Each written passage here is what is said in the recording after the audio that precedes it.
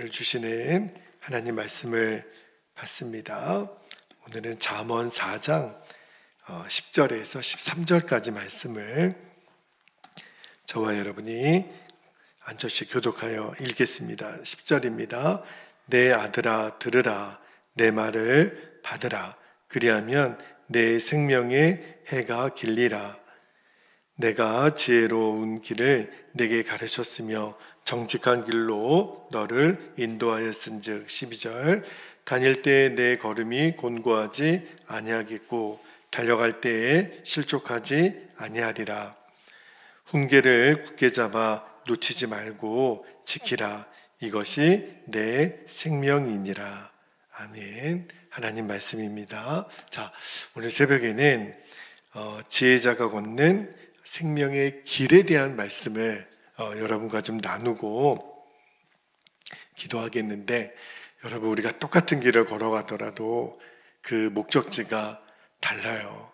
저와 여러분이 꼭 그 생명의 길로 걸어가는 정말 지혜로운 자들이 되기를 축복합니다. 자, 오늘 첫 번째로 우리가 붙들고 기도할 제목이 정직에 대한 거예요. 제목을 읽어드립니다. 정직이 진짜 형통하고 지혜로운 자가 걷는 길임을 확신하게 하옵소서. PPT를 띄워주세요. 네, 정직이 진짜 형통하고 지혜로운 자가 걷는 길이라는 것을 꼭 알아야 돼요. 자, 11절 말씀을 다시 한번 볼게요. 이렇게 말씀합니다.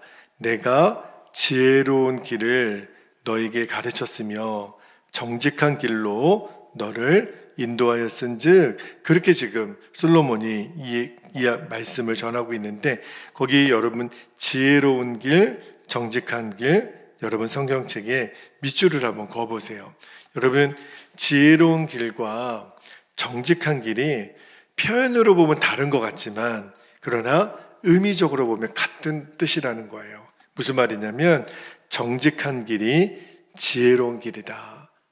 오늘 정직에 대한 말씀을 좀 드리기를 원하는데, 근데 여러분, 성경은 이 정직이 가장 중요한 삶의 원칙이라고 오늘 말씀을 하는데, 문제는 오늘날 많은 사람들이 이 정직에 대한 가치를 그렇게 중요하게 생각하지 않아요.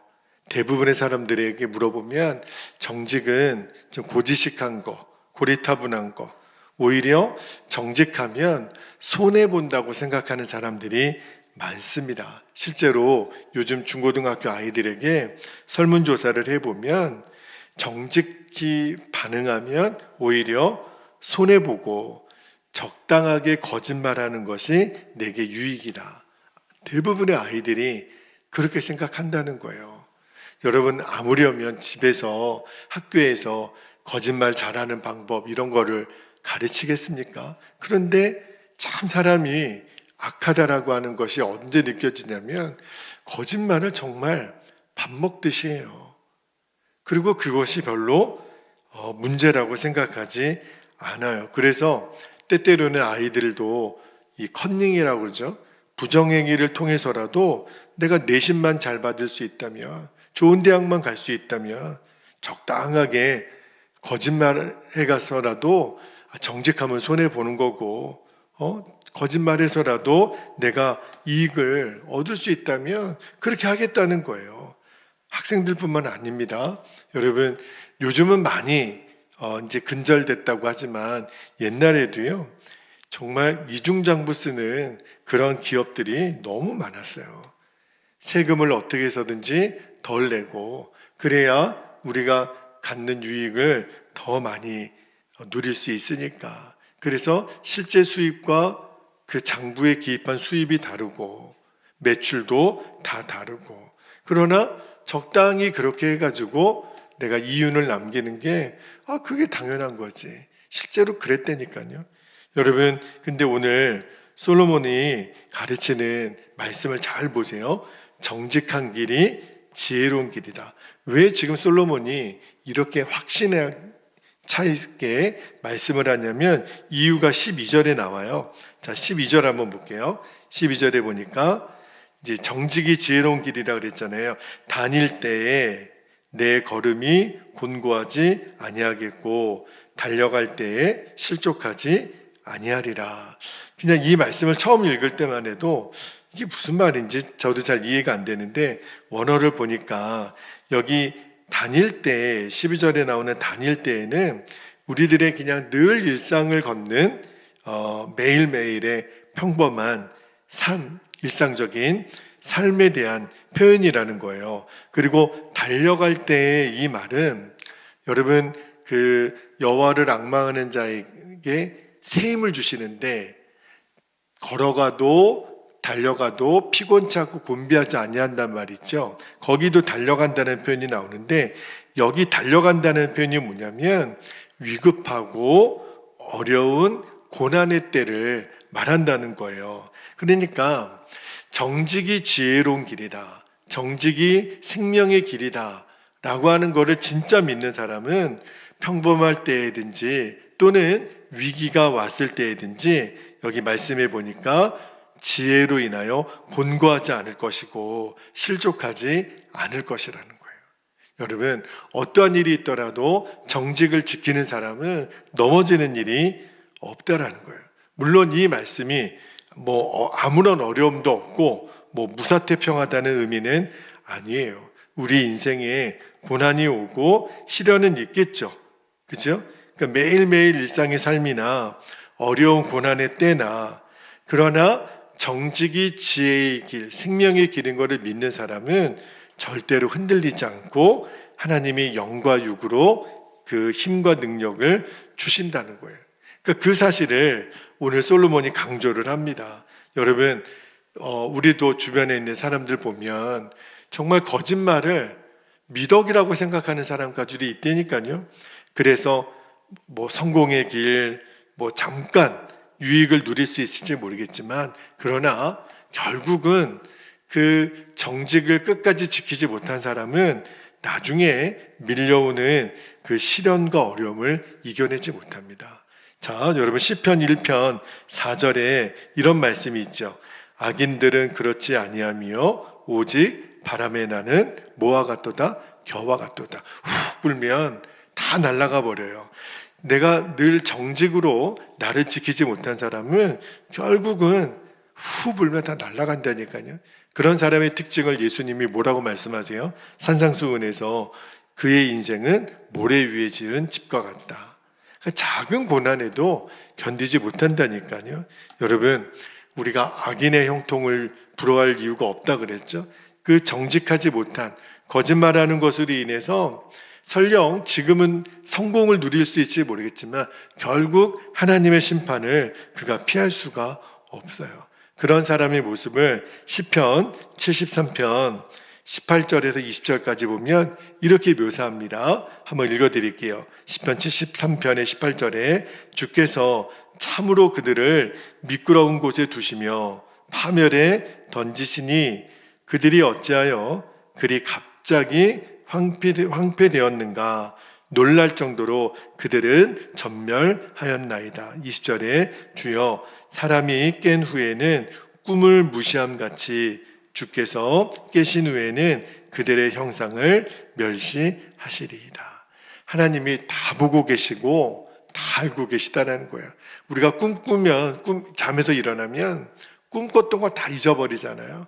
그러나 주님은 다 기억하시고 보신 후에 그 거짓을 밥 먹듯이 했던 사람들, 그렇게 해서 형통을 추구했던 사람들을 다 멸시하시겠다. 그래서 오늘 정말 우리가 기도하고 싶은 것이 내 목에 칼이 들어와도 그로 인하여 잠깐 내가 유익을 누릴 수 있을지 모르겠지만 또는 내가 정직하게 해가지고 손해를 볼 수 있을지 모르겠지만 우리가 정직의 길을 걷게 해주시도록, 그게 우리가 생명의 길을 걷는 귀한 방법이라는 것을 우리가 잊지 않는 거예요. 여러분, 하나님은 오늘 우리에게 진실과 정직을 가르치시는데 그게 바로 지혜의 길이라는 거예요. 그러나 악인들은 결국은 자기들이 파놓은 올무에 스스로 걸리게 하시겠다라는 거예요.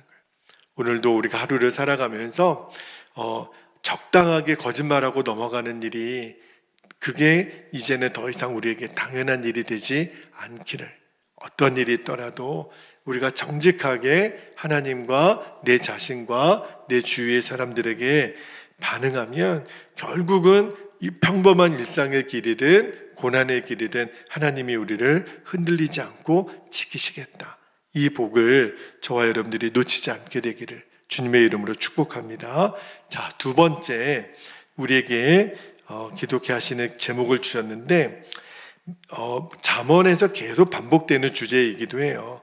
말씀을 굳게 잡고 지키는 것이 우리의 생명임을 기억하는 거예요. 오늘 두 가지 생명의 길에 대한 말씀을 나누는데, 첫 번째가 정직, 두 번째는 말씀을 지키는 길. 말씀을 꼭 어떤 일이 있더라도. 자, 13절 말씀을 볼게요. 13절 말씀을 다시 한번 보면, 훈계를 굳게 잡아.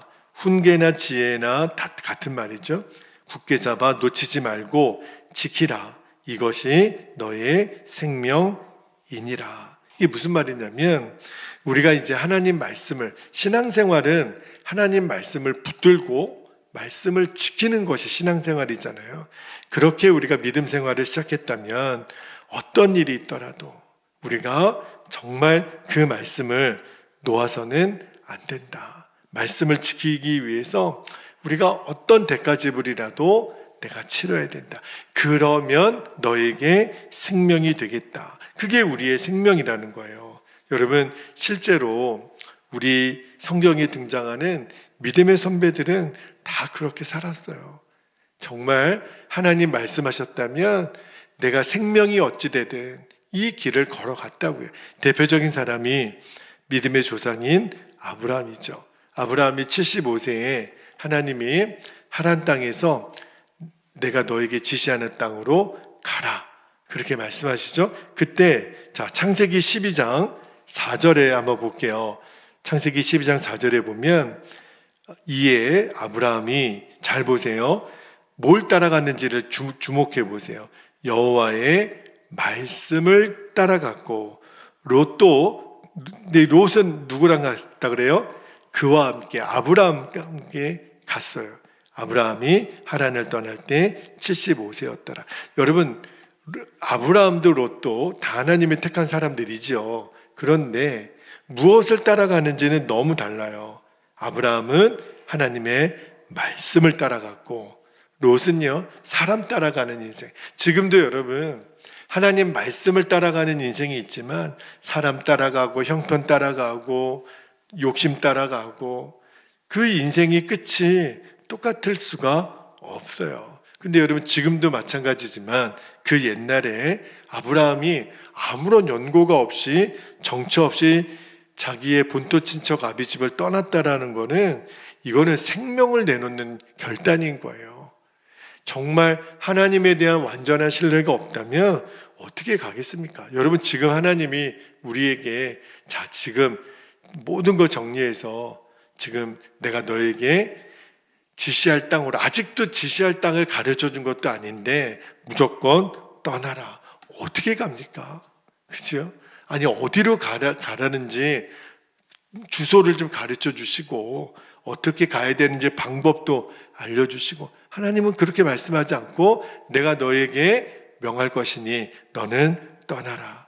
여러분, 이게 절대로 쉬운 일이 아니에요. 그러나 아브라함은 갈 바를 알지 못했으나 하나님 말씀대로 따라갑니다. 100세 때 낳은 아들 이삭을 번제로 바치라. 어떻게 바칩니까? 그러나 아브라함은 또 그렇게 순종을 해요.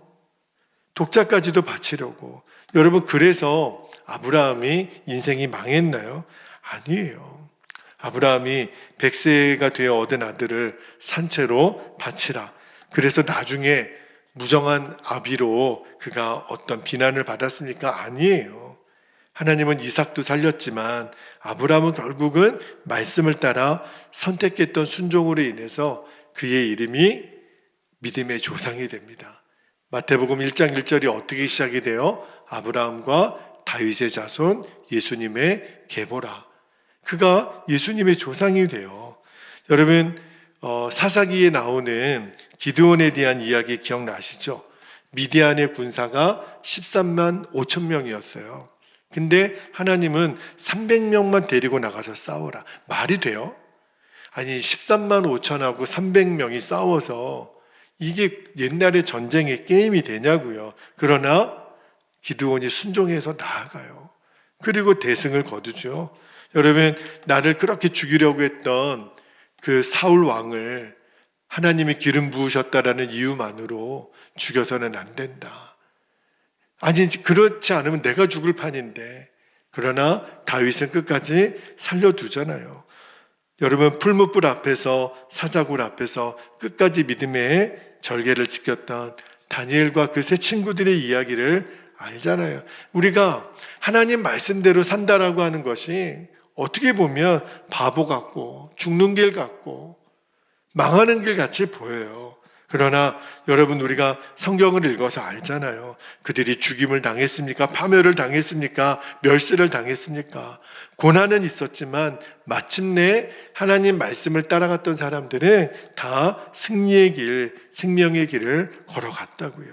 여러분, 뭘 말씀하는 거냐면, 하나님 말씀을 따라가는 거는 꽃길만을 걷는다는 의미는 아니라는 거예요. 우리가 일상의 삶에서도 또 뛰어갈 때, 걸어갈 때, 우리가 정말 급하게 달려갈 때 고난의 때가 있어요.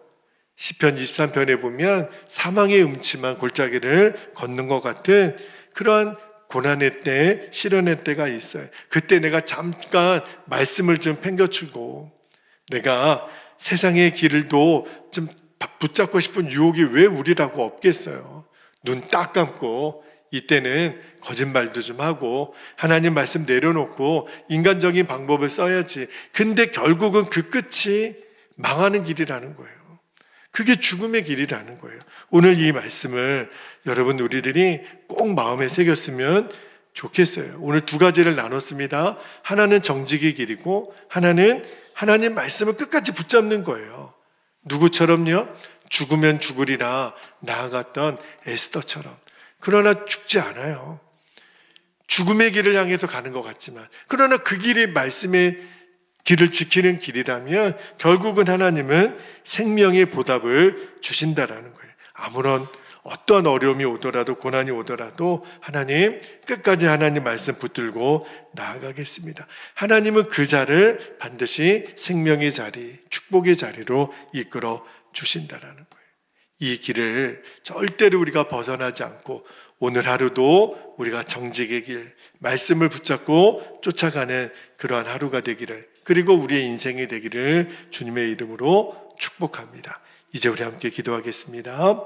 두 가지 기도 제목 다시 한번 나누고 기도하지요. 첫 번째는 정직이 사는 길이에요. 정직이 형통하고 지혜로운 그 자의 길을 걷는 것을 확신하는 거예요.